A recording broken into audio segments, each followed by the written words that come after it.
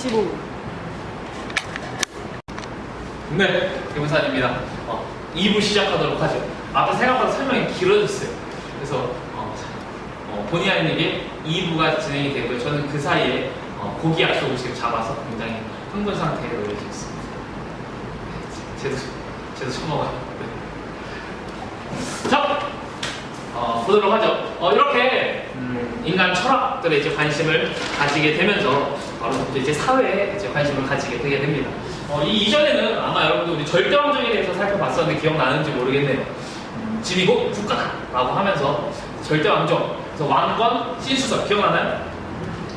왕이 이제 하늘에서 나는 부여된 사람이다라고 해서 왕권 신수설의 바탕을 두고 국가가 운영이 되었는데 여기에 대해서 이제 새로운 바로 모습이 나타나는데요. 그게 바로 사회계약설이라고 하는 겁니다. 이 사회계약설은 자연법이라고 하는 사상을 배경으로 해서 나온 것인데요. 뭐냐면 바로 이 사회라고 하는 것은 계약에 의해서, 국가라고 하는 건 계약에 의해서 이루어졌는데 우리는 자연상태에 살고 있죠. 이러한 자연상태를 얘네들이 이제 규정을 하고 그 안에서 이러한 자연상태로 인해서 우리가 새로 계약을 맺었다라고 하는 것을 강조합니다. 한번 들어보세요. 우선은 우리가 사회계약설로 유명한 사람으로는 3명을 꼽습니다. 바로 홉스, 로크, 루소. 먼저 홉스에 대해서 살펴보죠. 홉스는 이 자연 상태를 뭐라고 이야기하냐면 이 표현이 이제 중요한 내용으로 만인에 대한 만인의 투쟁 상태로 바라보죠. 좀 평화로운 상태 같아요? 아니면 좀 어지러운 상태 같아요? 그렇죠. 바로 상태 같죠. 어지러운 상태입니다. 그래서 이 사회 자연이 어지러운데 우리 인간은 잘 안전하게 살아야 될 거 아니야. 그래서 우리는 이 어지러운 상태에 살지 않고 조금 더 우리가 행복하고 자유롭게 살기 위해서 우리의 권한을 바로 절대자에게 부여했다고 하는 겁니다. 그래서 이 절대자는 바로 우리가 이 만인에 대한 만인의 투쟁 상태로 빠지지 않게 하기 위해서 국가를 운영해 나가야 하는 것이죠. 그래서 이러한 상태를 유지하기 위해 절대 권력자에게 힘을 주어야 된다라고 주장을 하는 게 바로 홉스로서 이전의 이 왕관 신수과는 좀 다르지만 절대 군주제를 옹호하게 됩니다. 그런데 여기와는 좀 다르게 로크라고 하는 사람은 사회계약설에서 얘는 자연상태를 좀 다르게 봐요. 바로 어떻게 보냐면 자연상태라고 하는 건 원래 평화롭다고 하는 것이죠. 이건 좀 성악설이라면 좀 성선설과 좀 같아 보이죠. 자연상태가 평화로워. 그런데 자연상태는 평화로운데 인간이라고 하는 존재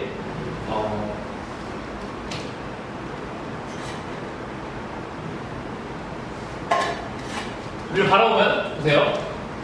자연을 자유와 평화의 상태로 바라보지만 이 자연 상태만으로는 불편하단 말이에요. 이것들을 해결하기 위해 그리고 또한 이러한 평화의 상태를 유지하기 위해서 바로 합의에 의해서 이 권한들을 바로 정부에 부여했다고 하는 겁니다. 그래서 이 정부가 이 시민들에게 의해서 부여받은 그 정부가 이러한 자연상태를 유지하는 것이죠. 그런데 이 정부가 이러한 자연상태, 우리의 자유와 평등의 권한을 침해하거나 이것들이 무너지게 한다면 이 정부가 필요 있을까요? 필요 있을까요? 없겠죠. 그러면 이 필요한 없는 정부를 바로 뒤집을 수 있다고 하는 겁니다. 얘는 절대자예요. 얘가 유지되어야 되는데 얘는 아니에요. 뭔가를 부여했지만 이것들을 유지해주고자 하는 정부가 제 역할을 못하면 혁명을 통해서 뒤바꿀 수 있다는 걸 주장을 합니다. 그래서 이 로크의 영향을 받아서 바로 미국 혁명이 일어나게 된다라고 우리가 평가를 하죠. 그리고 그 전에 이제 영국에서는 아직 안 배웠지만 명예혁명이라고 하는 게 일어나거든요. 이것을 로크가 정당화하고 그 이후에 이러한 사상을 바탕으로 해서 우리가 잘 알고 있는 미국 혁명이 발발했다. 미국 혁명에 영향을 주었다라고 하는 우리가 평가를 내리게 됩니다. 이거 중요합니다. 이거 시험에 낼 거예요. 예고합니다. 이거 시험에 냅니다. 그 다음에 이제 루소라고 하는 사람은 일반 의지라고 하는 걸 강조해요. 일반 의지는 참 설명하기 참 어려운데요. 선생님이 읽어보면 이렇습니다. 일반 의지는 모든 사람은 공동의 선을 추구하고 도덕적 관념을 가지고 있대요. 그래서 그렇기 때문에 뭔가를 바라볼 때 만장일치의 결정에 도달할 수 있대요. 모두 다 동의하는 상태에 도달할 수 있고 이것을 일반주의라고 합니다. 어렵죠? 누구나 만장일치로 도달할 수 있는 그런 것들을 바로 일반주의라고 하고 그러한 것이 바로 국가에서 나타난 것이 바로 무엇이냐? 바로 법이라고 하는 것이 되겠습니다. 그래서 이 루소는 이쪽으로 원서를 보면 인민주권의 원리를 바로 인정을 하게 됩니다. 물론 이거 이제 나중에 이 루소의 이러한 것이 바로 프랑스 혁명에 영향을 주게 될 겁니다. 그래서 홉스, 그 다음에 일어난 게 명예혁명, 그 다음에 로크의 주장이 나오고 미국 혁명이 일어나고 여기 영향을 받아서 루소, 그 다음에 프랑스 혁명 이런 식으로 이제 진행이 될 겁니다. 이러한 사회 계약설이 퍼져 나가면서요. 이제 아까 선생님 얘기했지만 일부에서 얘기한 거죠. 어떤 단어가 제일 중요하다고 그랬죠? 이번 시간에 배울 단어 중에 이 성이 중요하다고 했죠. 그래서 바로 인간의 이성과 이 이성을 통해서 사회를 발전시킬 수 있다라고 하는 것들을 주장하는 사상이 바로 계몽 사상이라고 하는 게 발전하게 됩니다. 구체 되게 잘 하지 않나요? 그래서 인간의 이성과 진보의 가치를 강조하게 되면서 나타나는데 우선 볼테르라고 하는 사람은 관용이라고 하는 개념을 강조합니다. 좀 더 중요한 이거는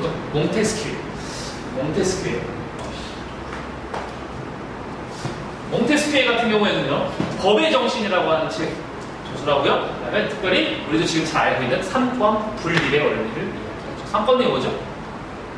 입법, 사법, 행정. 그렇죠. 이것들이 분리되어야 된다. 이제 가르쳐야 돼. 아까 루소 잠깐 다룬 것. 그다음에 디드로와 달람베르. 이것도 웃기죠? 디드로와 달람베르. 얘들은 무엇을 만들었냐면 바로 백과 전설을 만들게 됩니다. 처음 백과전을 만든 거죠. 그래서 우리의 그 이성을 집대성한 것이죠. 우리가 연구해왔던 거, 그리고 이성을 발전시킬 수 있는 것들을 집대성한 것이 바로 백과전설로 나타납니다. 이러한 사상에서 이제 절대왕정 시대에 주장되었었던 바로 중상주의 기억나나요? 중상주의를 이제 비판하게 되고 바로 애덤 스미스를 중심으로 한 애덤 스미스 국부론이라고 하는 걸 만드는데요. 뭐라고 이야기하냐면 보이지 않는 손에 의해서 이 경제가 움직인다라고 이야기하죠. 보이지 않는 손에 의해 경제가 움직입니다. 선생님이 요즘에 주식을 좀 했었는데요. 막 움직여요. 물론 누군가 개입하기도 하지만 이제 애덤 스미스가 얘기하는 건 자유방임주의. 경제라고 하는 것은 수요와 공급의 원칙에 의해서 스스로 움직인다라고 하는 것을 강조하게 됩니다. 그래서 정부는 이 경제에 개입하면 안 된다라고 하는 것을 강조하는 것입니다. 물론 나중에 이것이 이제 문제점이 발발하게 되면서 계획경제라든지 이제 통제경제가 나타나게 될 겁니다. 이 정도 알아두세요. 중상주의가 비판되고 애덤 스미스, 자유방임주의. 그 다음에 마지막으로 바로크 양식, 그다음에 로코코 양식이라고 하는 게 등장을 할 건데요. 바로크 양식은 이제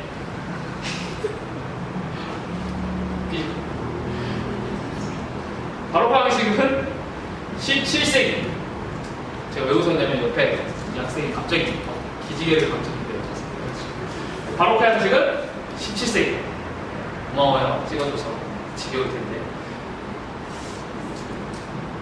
그 다음에 로코코 양식은 18세기입니다. 여러분들 바로크 하면 좀 어떤 느낌이에요? 바로크 좀 웅장하지 않나요? 바로크 좀 웅장합니다. 베르사유 궁전, 그 다음에 라고 하는 사람 연주자 피아노 그죠?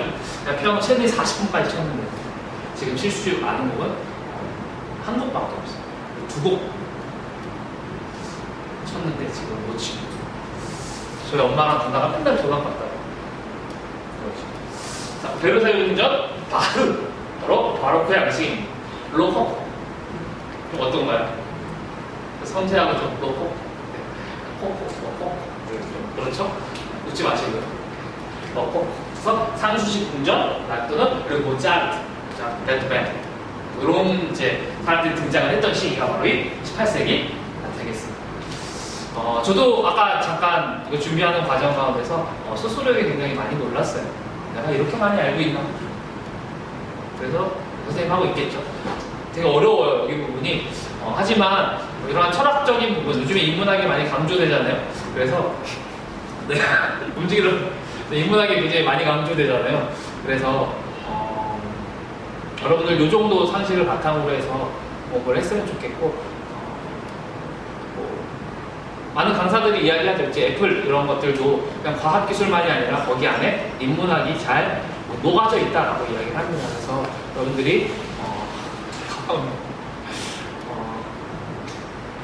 이런 것들 잘 공부해 주셨으면 좋겠고, 이런 기본 상식입니다. 네.